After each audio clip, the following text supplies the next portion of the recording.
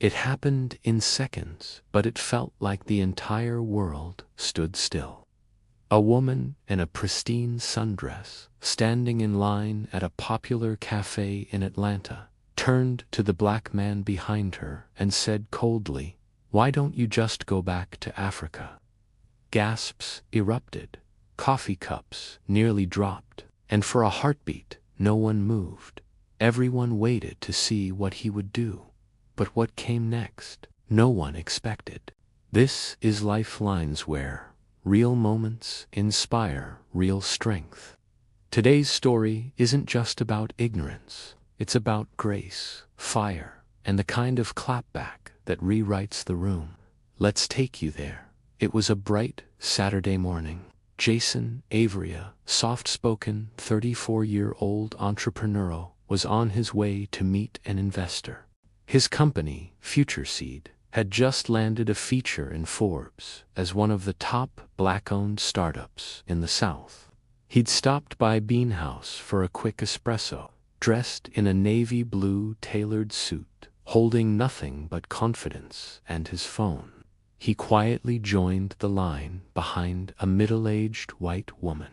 She glanced back, then looked again. Jason offered a polite smile. But instead of smiling back, she sneered. "Why don't you people just go back to Africa?" she snapped, loud enough for half the cafe to hear. Her voice cut through the cafe like a knife. Conversations stopped, phones lowered, eyes widened. Jason blinked. Not because he was shocked by racism, it wasn't his first encounter, but because he could feel everyone staring, waiting for a reaction. The barista froze mid-pour. A couple to Jason's right leaned closer. Two teenagers pulled out their phones, already recording. Jason exhaled and calmly stepped forward. "I wasn't planning to make this morning about me," he said, his voice smooth but firm. "But since we're educating today," he turned to the crowd, not angry, not loud, but centered. "First of all," he said, "I'm from Atlanta, born and raised. My ancestors helped build this country. They didn't ask to come here, but they stayed. They endured, and they thrived." People murmured. Someone clapped once, then twice. The woman rolled her eyes. "Whatever, you people play victim and act entitled. Always race, race, race." Jason raised a hand, gently cutting through the rising tension. "I'm not playing a victim," he said. "I'm just not playing small," he continued, addressing not just her, but everyone in that cafe who ever thought silence was safer than truth. "I run a company that employs over 70 people, half of them women, and many of them people who've been told they don't belong. Last month, we funded scholarships for 10 underprivileged students, 3 of whom are white." The woman's face flushed red. Jason wasn't done. "I've traveled to Kenya, Nigeria, Ghana. Let me tell you something," he said. "Africa doesn't need me to go back. It's thriving. What we need here in America is to grow forward." By now, the entire cafe was nodding, listening, leaning in.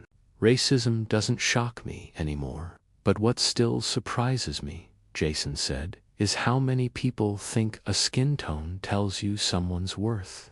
A man near the window stood and said, "Brother, say that again." That moment sparked a ripple. The woman, now clearly outnumbered, grabbed her purse and muttered something about liberal mobs before storming out. Jason turned back to the barista. "Sorry for the disruption. Just the espresso, please." But the barista smiled. "It's on us." The teenagers recording. Their TikTok post went viral within hours. Jason's calm but powerful takedown had the internet calling him the definition of composed fire. And the cafe. They posted a public apology for allowing hate to happen within their space, and invited Jason back for a community conversation the following weekend.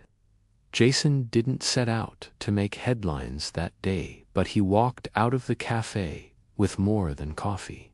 He walked out with respect, and he gave the world a masterclass in courage. The video reached 10 million views in 48 hours. News outlets picked it up. Jason was invited on talk shows to speak about how Black professionals navigate everyday racism with dignity. But when asked if he had a message for that woman, Jason simply said, "Honestly, I hope she learns something. Not about me, but about herself." He smiled. Because the next time she tells someone to go back, they might just be the ones helping her move forward.